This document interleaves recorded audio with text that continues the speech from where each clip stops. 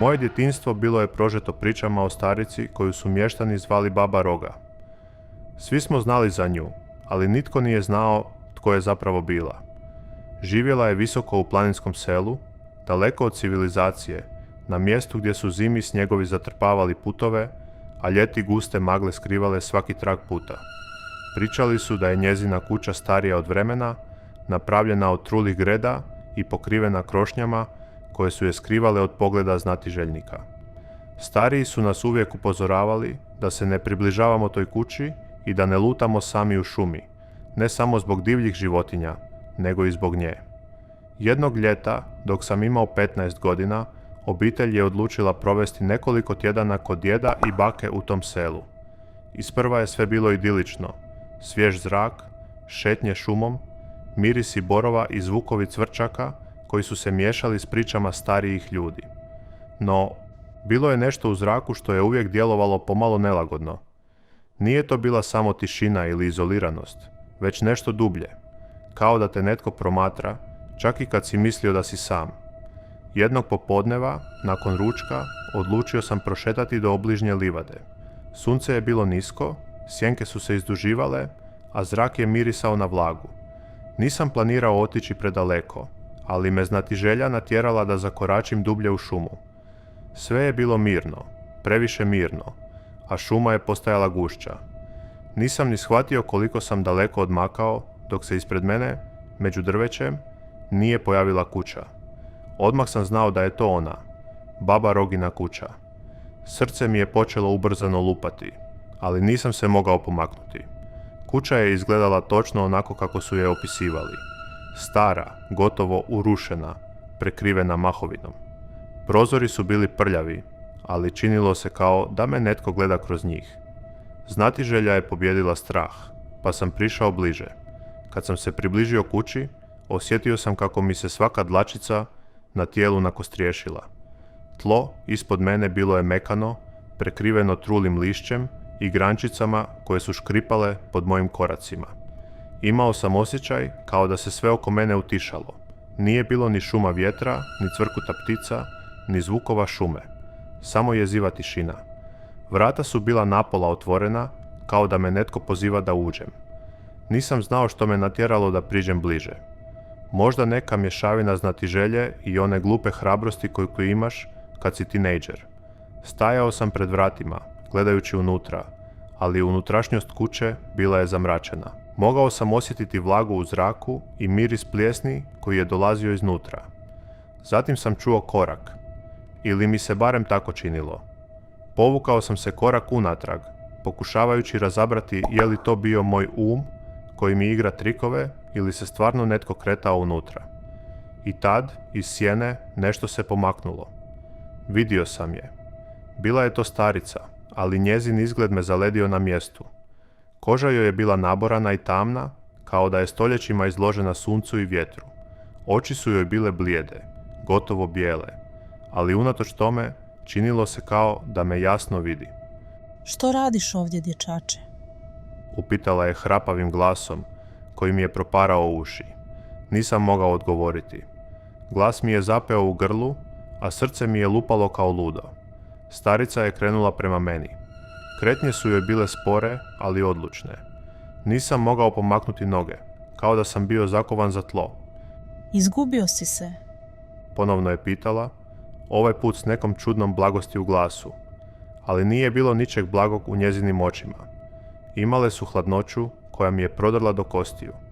Htio sam reći da sam samo prolazio, da nisam želio smetati, ali nisam stigao prozboriti ni riječ. Zgrabila me za ruku. Prsti su joj bili koštunjavi i hladni, ali stisak joj je bio nevjerojatno snažan. Povukla me prema unutrašnjosti kuće. Ne trebam pomoć, hvala, uspio sam izgovoriti, pokušavajući se osloboditi, ali starica nije popuštala. Ma kakva pomoć? Rekla je s podrugljivim osmijehom. Došao si, pa sada moraš ostati. Nitko ovdje ne dolazi slučajno. Uvučena u tamu njezine kuće, jedva sam mogao disati. Unutrašnjost je bila upravo onakva kakvu bih zamislio u najgorim noćnim morama. Zidovi su bili prekriveni prašnjavim tkaninama, a pod je bio drven, ali tako truo da se svaki korak pretvarao u jezivo škripanje. Miris truleži bio je intenzivan, kao da je nešto unutra umrlo i trunulo tjednima. Pokušavao sam se osloboditi njezina stiska, ali nije popuštala. Pusti me, moram ići kući, izustio sam drhtavim glasom, no ona se samo nasmijala. Kući? Rekla je, glasom koji je zvučao istovremeno smireno i prijeteće. Nitko tko dođe ovamo ne ide kući. Povukla me dublje u kuću i bacila na staru, trošnu stolicu koja je škripila pod mojom težinom. Promatrala me s rukama prekrštenim iza leđa, dok su joj oči prelazile preko mene kao da procjenjuje što će sa mnom. Htio sam ustati, ali činilo se kao da je stolica bila nekako živa. Osjećao sam hladnoću kako se širi kroz drvo i obuzima mi tijelo. Znaš li tko sam ja? Pitala je, nagnuvši se bliže. Njezino lice bilo je užasno izbliza. Mogao sam vidjeti svaku boru, svaki ožiljak, a njezin dah je mirisao na trulež. Nisam odgovorio. Samo sam zurio u nju, paraliziran od straha. Nazivaju me Baba Roga. Rekla je, gotovo s ponosom, iako mi se činilo da u njezinu glasu ima i trunke gorčine. Mislili su da me mogu zaboraviti. Mislili su da sam samo priča kojom se plaše djeca. Ali ti si me pronašao, mali, a sad ćeš platiti cijenu. Zatim je krenula prema nekom starom ormariću, otvarajući ga s treskom. Izvadila je nešto što je izgledalo poput zdjele, ali unutra nije bilo hrane, samo gusta crna tekućina koja se činila živom. Sada ćemo vidjeti koliko si stvarno hrabar, Rekla je dok je miješala tekućinu dugom drvenom žlicom. Zvuk tog miješanja bio je čudan, gotovo kao da tekućina proizvodi nekakve jezive uzdahe. Osjetio sam paniku kako raste u meni. Morao sam pobjeći. Morao sam smisliti način. Ali svaki moj pokret bio je težak, kao da me kuća vezala za sebe. Gledao sam kako Baba Roga miješa tu crnu tekućinu, dok mi je srce lupalo toliko glasno da sam se bojao da će ga i ona čuti.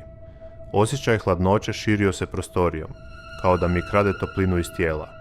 Pokušao sam se pomaknuti s one stolice, ali nešto me držalo prikovanim, kao da sam bio dio kuće. Znaš, Rekla je, ne okrećući se prema meni. ljudi me zovu čudovištem. Pričaju o meni kao o nečemu što proždire djecu, kao o noćnoj mori. Ali ja samo uzimam ono što mi pripada. Ne možeš samo doći ovdje, provaliti u moj svijet i očekivati da ćeš otići bez posljedica. Svakim njezinim riječima moje disanje postajalo je pliće. Pogledao sam prema vratima iza kojih sam došao, ali činilo se da su sada daleko, gotovo nestvarna. Kao da se kuća mijenjala, rastezala, postajala labirint. Što ćeš mi napraviti? Uspio sam promucati, iako nisam bio siguran želim li odgovor. Pogledala me preko ramena, a na licu joj se pojavio osmijeh koji nije bio ljudski. To ovisi. Rekla je, sarkastično slatkim tonom. Koliko si spreman žrtvovati da bi se vratio kući? Ove njezine riječi zaledile su me. Što je točno mislila pod žrtvovati? U tom trenutku izvukla je iz ormarića nešto nalik nožu, ali to nije bio običan nož. Oštrica je bila izlizana, s tamnim mrljama koje su izgledale kao osušena krv, a drška je bila ukrašena nečim što je izgledalo poput ljudske kose. Svaki gost kod mene ostavi nešto. Rekla je, dok je prilazila meni s tim nožem u ruci. Neki ostave samo sjećanja. Neki ostave dijelove sebe. Pokušavao sam se osloboditi, trzati, vrištati, ali glas mi nije izlazio. Kao da me nešto ugušilo. U tom trenutku stajala je tu ispred mene, držeći nož tako da se odsjaj njezine blijede kože vidio na oštrici. Neće boljeti puno. Rekla je, uz zlurad osmijeh. Ali prije nego što je stigla napraviti išta, sjetio sam se nečega, mobitela u džepu. Rukom sam jedva posegnuo prema njemu, a prsti su mi drhtali dok sam pokušavao otvoriti zaslon. Baba Roga to nije primijetila, previše zaokupljena svojom pripremom. Otvorio sam lampu na mobitelu i usmjerio je prema njezinim očima. Čim je svjetlost pogodila njezino lice, vrisnula je. Taj zvuk bio je nepodnošljiv, gotovo neljudski, ispunjen bijesom i boli.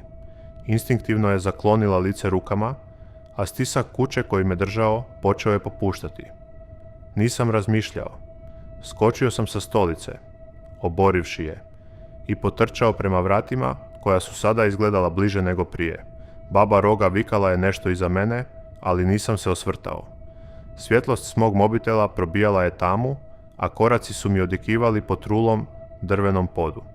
Istrčao sam kroz vrata s tolikim zamahom da sam gotovo izgubio ravnotežu i pao na koljena.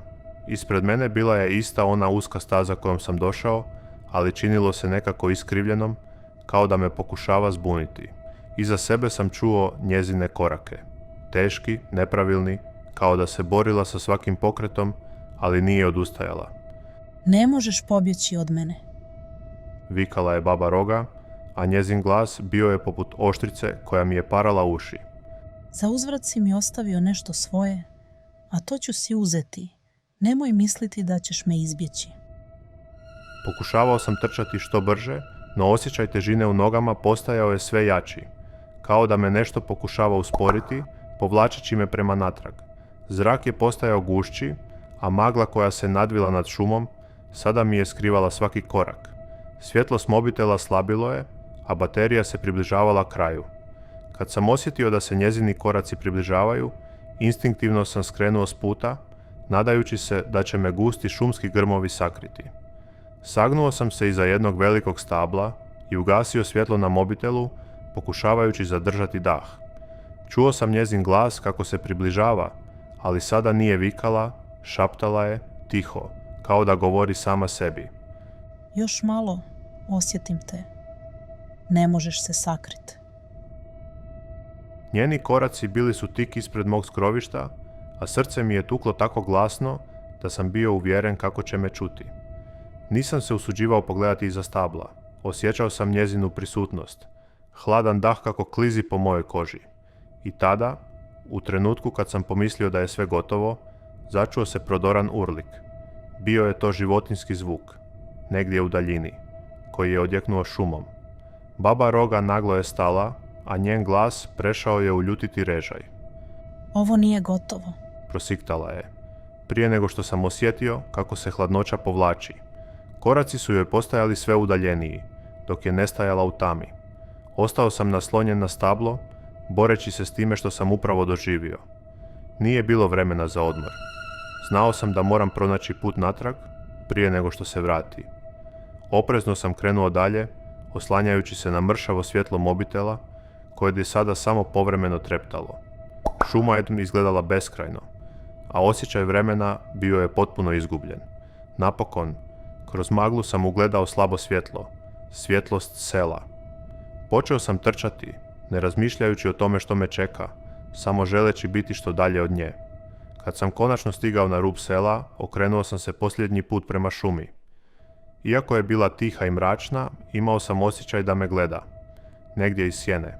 Kad sam konačno zakoračio natrag u selo, osjećaj olakšanja bio je neizmjeran, ali kratkotrajan. Svaka kuća na koju sam naišao izgledala je mirno, svjetla su gorjela, a dim se lagano dizao iz dimnjaka. Ipak, nešto nije bilo u redu. Selo je bilo tiho, tiše nego ikada prije. Nije bilo glasova, koraka, niti zvuka pasa koji bi obično lajali na nepoznate prolaznike. Oprezno sam se kretao između kuća, uvjeren da moram pronaći nekoga, bilo koga, da mi pomogne. Kucnuo sam na vrata najbliže kuće. Nije bilo odgovora. Pokušao sam ponovo, jače, glasnije. I dalje ništa. Zgrada je izgledala napušteno, iako su svjetla bila upaljena. Prešao sam do sljedeće kuće, pa još jedne, ali svugdje je bila ista scena. Otvoreni prozori, treperava svjetla, ali nigdje nikoga. Kao da je cijelo selo netragom nestalo. Jeza mi je prolazila kroz tijelo, a svaki šum iza mene tjerao me da se okrećem, očekujući da ću ugledati njezin zastrašujući lik kako se pojavljuje iz tame. Na kraju glavne ulice ugledao sam staru crkvu. Jedinu zgradu u selu koja je izgledala netaknuto. Zvono je visilo visoko na tornju, ali nije zvonilo. iako je sat na crkvenom tornju pokazivao ponoć. Nešto me vuklo prema njoj, kao da sam osjećao da je tamo odgovor na sve što mi se dogodilo. Kad sam zakoračio u crkveno dvorište, zrak se činilo gušćim. Vrata crkve bila su odškrinuta, a unutar nje gorjele su svijeće, iako nisam mogao vidjeti nikoga unutra. Oprezno sam ušao, svjestan svakog škripanja dasaka ispod svojih nogu. Miris voska i starog drva ispunjavao je zrak. Na kraju crkve, tik ispred oltara, stajao je stari drveni sanduk. Izgledao je kao nešto što je bilo tamo stoljećima, prekriven prašinom i tragovima kandži, kao da je netko ili nešto pokušavalo ući u njega. Ispred sanduka stajala je knjiga, debela, pohabana i otvorena na sredini. Riječi na stranicama bile su ispisane nečim crvenim, nalik na osušenu tintu ili krv. Približio sam se knjizi, osjećajući kako mi srce udara kao bubanj. Slova su bila iskrivljena, a riječi nisam mogao potpuno razumjeti. Bilo je to staro pismo, neki arhaični jezik koji je izgledao poznato, ali nemoguće za dešifriranje. Dok sam stajao tamo, osjećajući kako mi dah postaje sve plići, iza mene se začuo zvuk. Lagano grebanje. Okrenuo sam se naglo, ali nije bilo nikoga. Pogled mi je pao na vrata, sada su bila zatvorena. Što radiš ovdje? Promukli glas odjeknuo je kroz crkvu. Glas nije dolazio iz jednog smjera. Činilo se kao da dolazi sa svih strana. Bio je to njezin glas. Baba Roga. Okrenuo sam se u panici, pokušavajući locirati izvor glasa, ali nikoga nisam vidio. Srce mi je lupalo kao ludo, a dlanovi su mi se znojili dok sam čvrsto stiskao rub stola na kojem je ležala knjiga. Zrak u crkvi postao je težak, gotovo nepodnošljiv, dok je tišina bila prekinuta povremenim škripanjem, kao da netko hoda iza mene, ali nikad dovoljno blizu da ga vidim. Misliš da si siguran ovdje? Opet je progovorio glas, ovaj put bliže, šapatom, koji mi je gotovo dodirivao uho.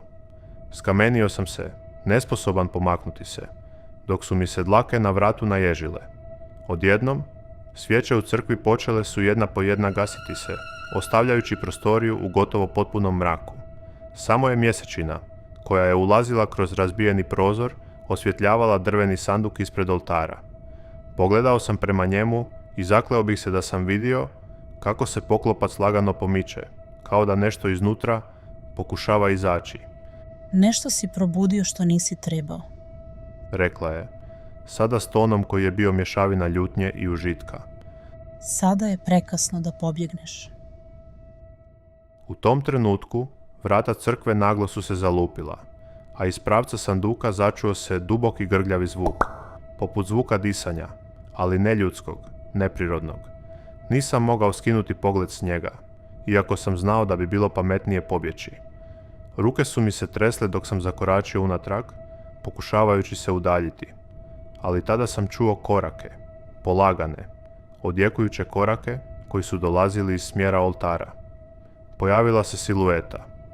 Njeno tijelo bilo je iskrivljeno, neproporcionalno, kao da su joj udovi bili rastegnuti na groteskan način. Koža joj je bila blijeda, gotovo prozirna, dok su joj oči bile crne poput noći, bez ikakvog odsjaja. Na trenutak činilo mi se da se njezino lice mijenja. Prelazilo je iz jedne užasne grimase u drugu, kao da je pokušavala odabrati lice koje bi me najviše prestravilo. Tražio si odgovore, zar ne?